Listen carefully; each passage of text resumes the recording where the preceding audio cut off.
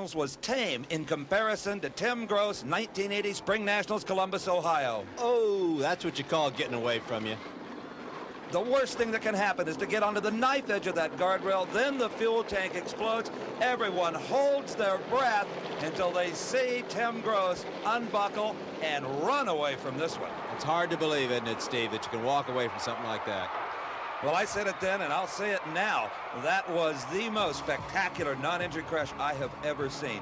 An absolute wonder that Tim, he didn't walk away, he ran away, literally. And there's nothing left of this one. This one's not going to race again. The car just seemed to get away from him, and he hit the guardrail with a tremendous amount of impact. Well, it appears that it took the steering wheel right off the shaft, Don. It's just dangling there as the emergency crews pick up what's left of a $60,000 funny car. And as you notice, the roll cage is intact.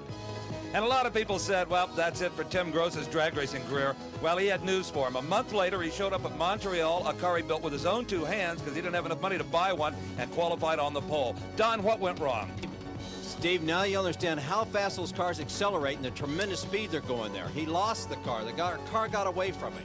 And he hung with it a little bit too long, and now the throttle's stuck with all the tremendous damage on the first blow.